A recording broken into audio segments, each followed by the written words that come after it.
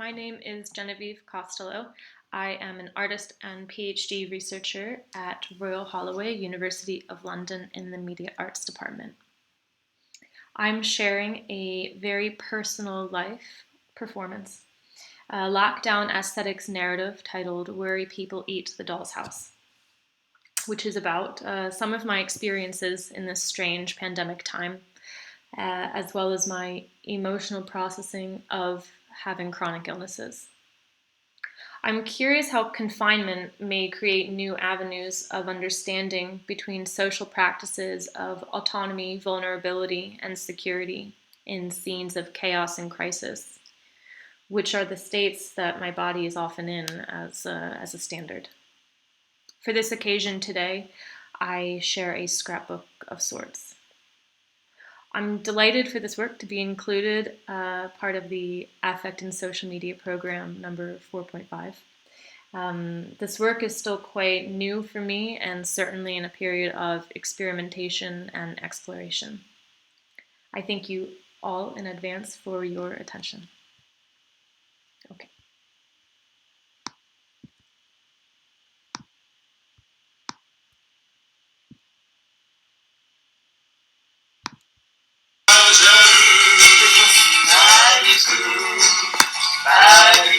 C'est quoi là? Je me dégoûte. Attends, je me donne mes cartes. Un piège tabou, un joujou extra, qui fait craque au cul, les clients tombent avec nous. C'est tout? C'est tout pour moi. Putain, c'est quoi moi quoi? Et j'ai même pas regardé ce que j'étais. Je suis shérif.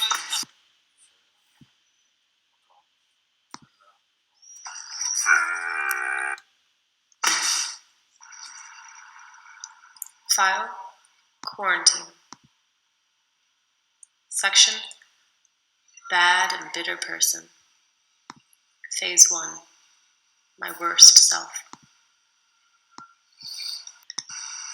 It's quite understandable at this moment, since centuries now, to give a decent show for the time we are allocated here. Draconian measures shred rampant through our newly founded, not collective, but unmistakably co-inhabited domestic world. Most unpleasant for us, and certainly them alike. I understand.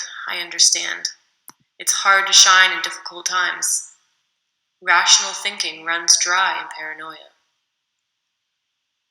I hear you say you are a hostage in your own home, but you are everywhere.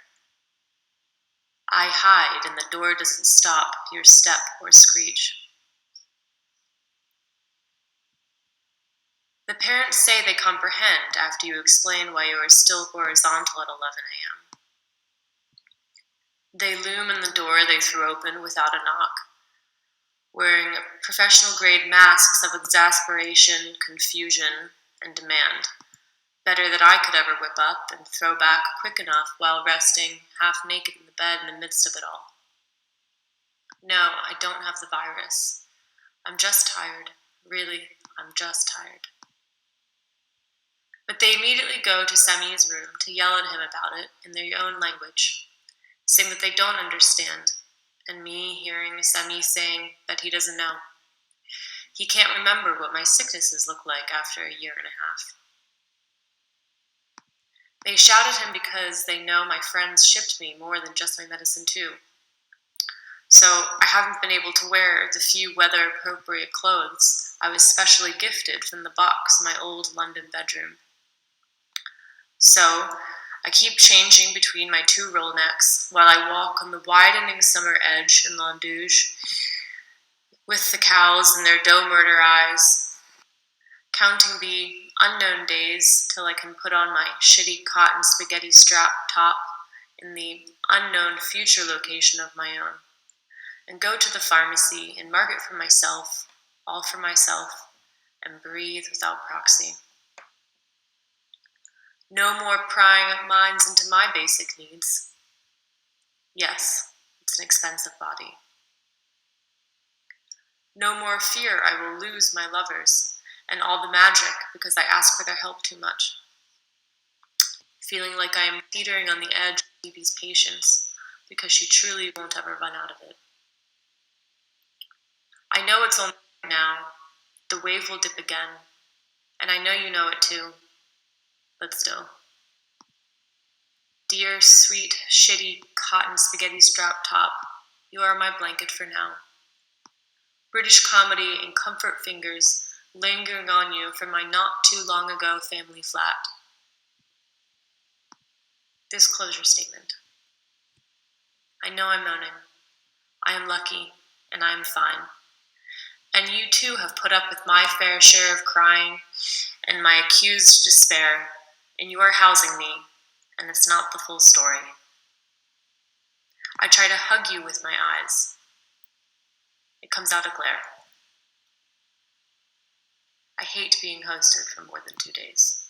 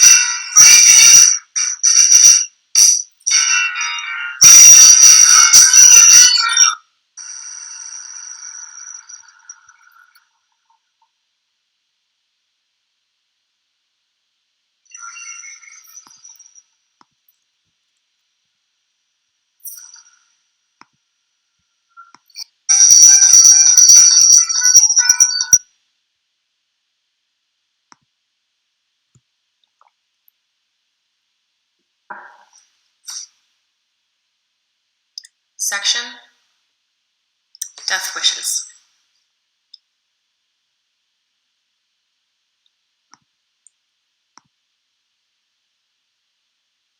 Post-life script. Sorting affairs. Instructions for sorting death affairs. Disclaimer. As is written, a lot of this is falling on my Phoebe, because she knows me best and because I am most around her, even when we aren't in physical proximity. That said, Phoebe, please delegate as needed. I trust you completely, and I ask others to please help relieve Phoebe of the burden of dealing with my abundant requests. A big hug, and thank you. I love you all.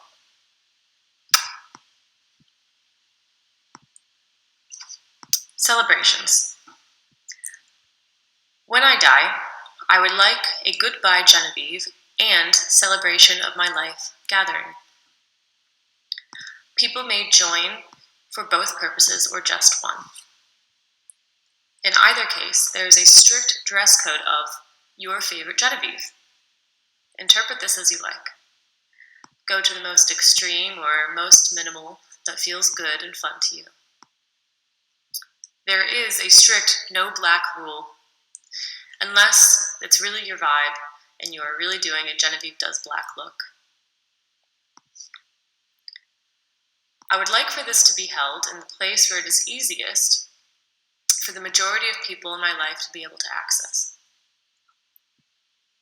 For example, as of the day of this writing, 6th of February 2020, this would be London.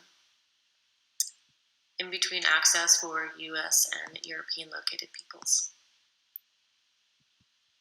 As stated, the occasion should be two-part. First, I would like the goodbye Genevieve part to be something quite quiet and special and spiritual. Under no circumstance should this occur in a funeral home. Ideally, this takes place in the home where I was predominantly living in a literal or heartfelt way, or in some sort of venue that was part of my world that I loved a lot from afar. Examples as of 6th of February 2020, Thorsby House Flat, or that amazing church by Ridley Road Market on Sandringham Road that I would pass on my way to the studio at Broadway Market, or Phoebe's dad's house, if Simon doesn't mind, preferably with the garden if it's the right season. Then, I would like there to be the dedicated celebratory occasion. 100% there should be food, potluck style if there are enough people to support this, or if Joel can make it, please invite him to do something very weird and cool. Of course, I would like there to also be drinks, please, and music. And I totally advocate for an after party with more fun things, should that be the vibe. Under no circumstance do I want cheesy 80s music. It's just never my mood. Deep house, golden oldies, classic rock, classic blues, like Jimmy Reed, not the electric stuff, jazz, funk and soul, my high school music, anything on my YouTube playlists, classical, world, etc. Friends will know. This can involve Genevieve roasts or any sort of talks. I would love for there to be stories and sharing, this sort of thing. Anything meaningful or delightful I've done in my life, please do share. This event should be at some sort of excellent sunny venue, outdoors maybe, in the grass with big trees, or in some other place that I loved. Absolutely not should this be held ever in some sort of dark or closed in or depressing room or underground. On matters of the body. Cremation is my preferred mode of bodily affairs. Post-cremation, I would like to be given partially to my family to be scattered off a boat ride in Jackson Creek by the Sansibar, out into the open area and into the other area where Phoebe to take some of me too, and please put me around Stoke Newington Church Street in Clissold Park and keep me a little bit in the flat in her bedroom if that is okay with her. I would like Semi to take me to the mountains. I suggest the Alps, since that is what we have shared as of yet. Patrick and Joseph, you can have bits of me too, to keep me with you, or also to bring me to a little bit of nature that you love, whether or not I've been there with you. Perhaps somewhere in the mountains ski, Joseph?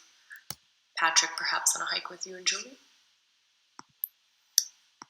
As of now, under no circumstance should any part of me go to science or hospital for study. While this may be unfortunate, should the study of my body be possibly helpful, I have spent too much time in clinics and hospitals and labs in my lifetime already, and absolutely not shall my body continue to do so after death. I'm not sure what else for the rituals. If anything else is needed, probably not. But if people might like to do a long drone with different instruments or their voices, or do yoga together during the spiritual part, that could be good. I leave decor up to Phoebe, my mom, Yaz, Becky, Joseph, Patrick, and Dad, and anyone else who cares to participate, really, including anything and everything that my mom would want to do concerning paraphernalia, mementos, and other metaphorical objects. I would be delighted if some floral sculptures from the place on the high street that Phoebe and I said we would use for our wedding larp appeared. Object of death, spirit carrier, spirit vessel. I would just love if there was some way to make some sort of death spirit carrier object that could be featured in both the peaceful and celebratory ceremonies, like a sarcophagus that is made by my life people. Mood, as Genevieve and bejewelly lovely goodness as can be, post-Phoebe influence. G-Fun, glory, Catholic Church, adornment madness. A little bit of me can go in here should there be enough left. And where this object should go, I leave that up to Phoebe and Joseph. Maybe it is a circulating sarcophagus. There can be some coherence between the event's decor and my spirit carrier object, but the latter should be more long-lasting in terms of aesthetics. In terms of things, I would like my things that may be desired to be up for the taking by my loved ones who are able to attend, and items may also be shipped to those who could not attend, based on the bandwidth to take care of and pay for such activity. They should be for purely sentimental reasons. This should only occur after my farewell events, where, based on capacity, my things should be made available at such festivities for playing dress-up. For the most part, otherwise, I expect to give Phoebe all of my clothes, diaries, shoes, and material possessions in general. She may reallocate as she desires or feels appropriate. I would prefer explicitly, though, that my diaries stay only with Phoebe, and if she reads them and has the desire to share specifics of them with others, I trust her judgment to do so. This includes my teenage diaries, which are at my parents' house in the US. I would prefer for my art journals to be included as well in this to keep everything together, but should my things be just too cumbersome, my art journals can remain with my family in the US.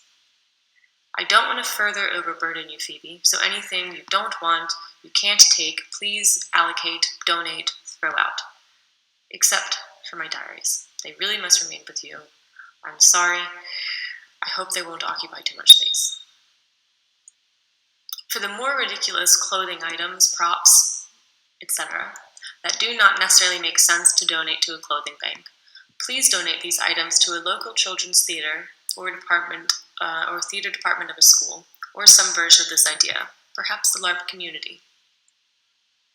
In the unlikely case that I have something of value or disposable money, please donate it to charity for mental health or chronic illness, or people in hardship seeking alternative medicinal treatments, or an educational program, or a creative summer camp for children.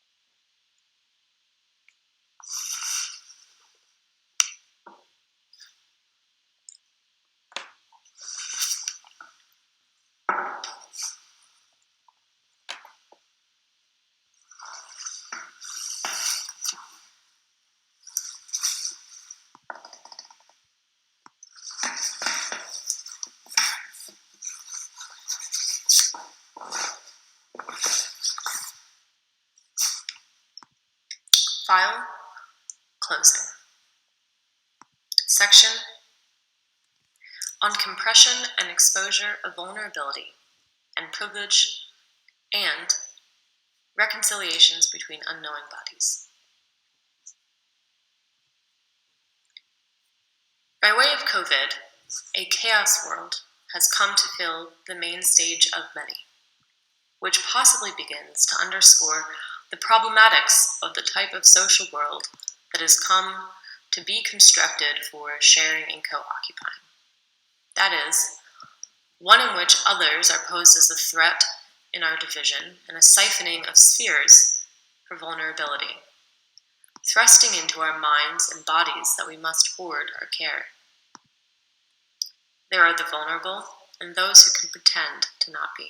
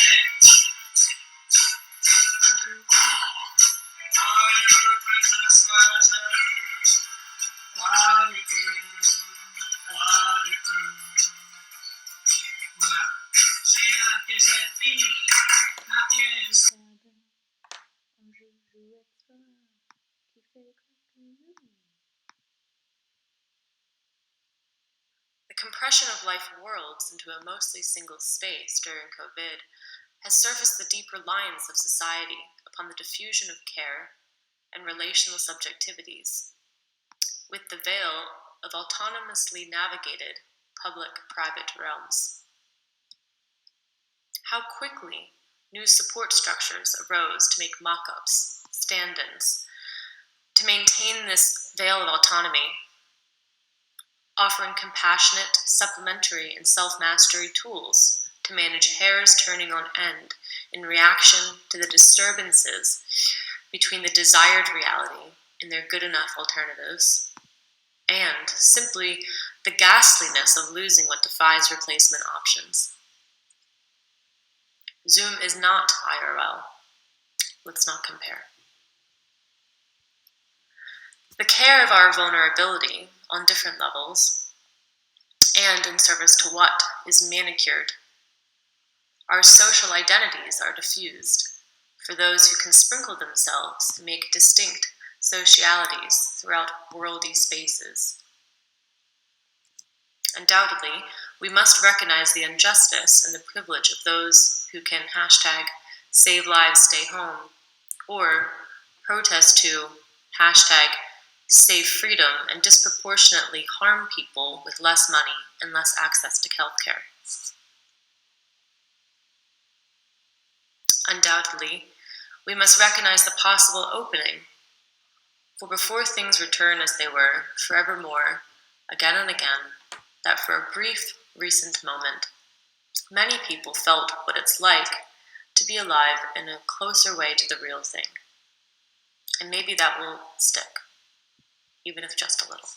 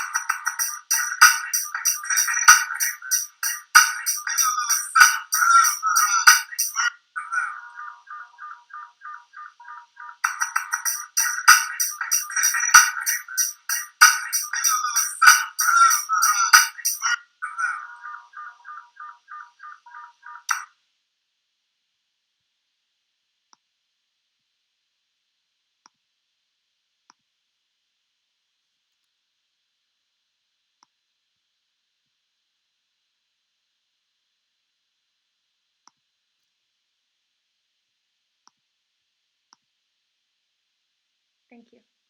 Now I'll share some quotes that have been, or examples of some texts that have been important for me during this research.